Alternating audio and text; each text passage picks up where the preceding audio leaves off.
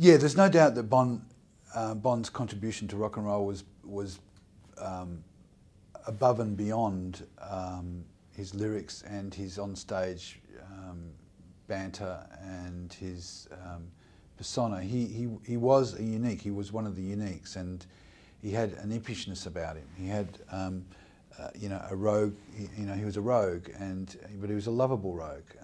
You know, like some rogues can be.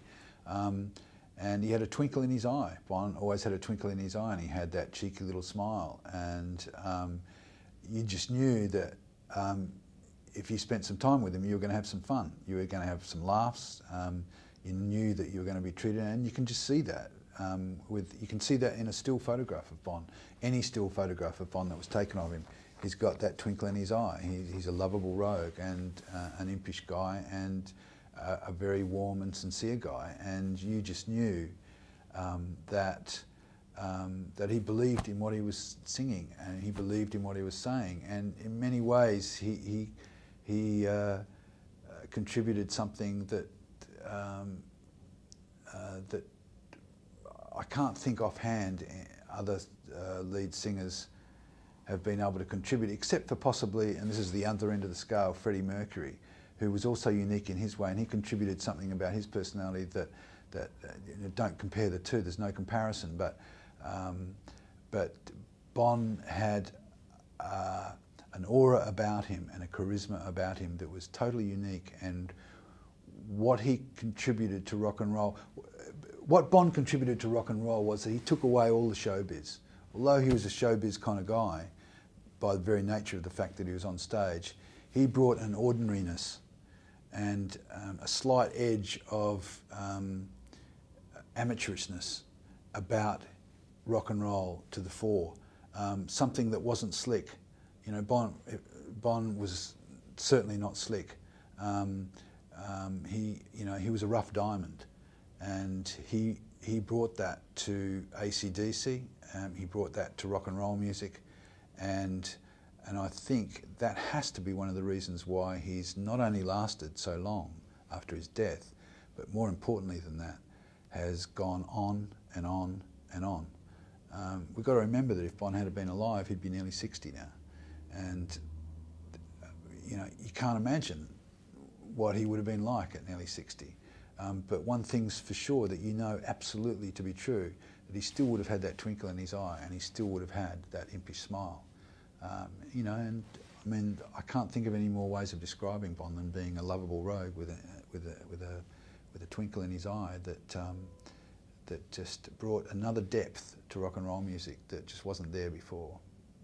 The most amazing thing about Bond is that as time has gone by, whenever anybody dies, they become almost perfect. People don't pick their faults. People see them as an icon because they're gone.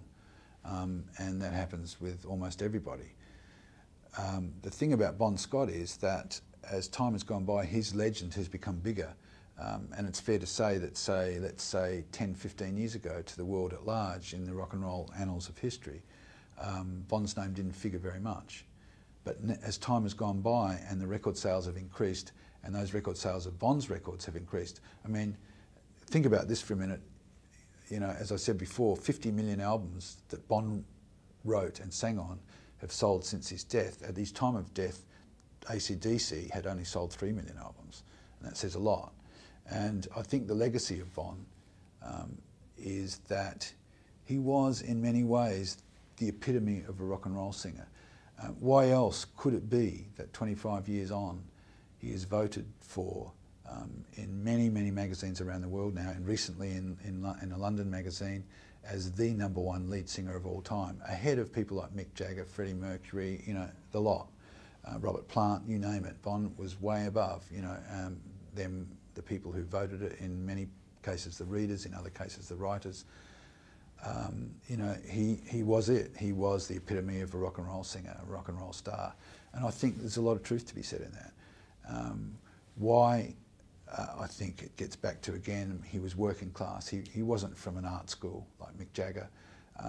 You know, he wasn't from, you know, upper class or middle class like, you know, most of the other rock and roll bands, ironically, around the world, whether it's the Rolling Stones or Blur or, you know, Oasis might be an exception, but, you know, real rock and roll bands, you know, a lot of them, most of the big ones, haven't come from working class, haven't worked their way up. Bon has.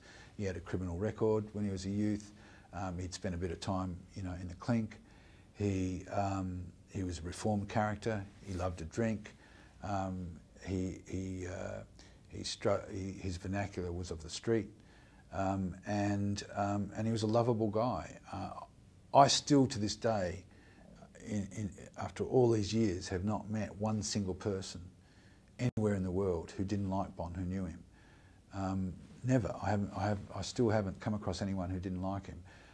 And of course, all the people, all the young kids who are into him now, who are well and truly into him as record sales show, they think he's, you know, the ultimate rock god as well. Why is that? It has to be for what he left behind, which is his image and the words that he said and his persona. There's nothing else, there's no other explanation. Bon Scott was the real deal.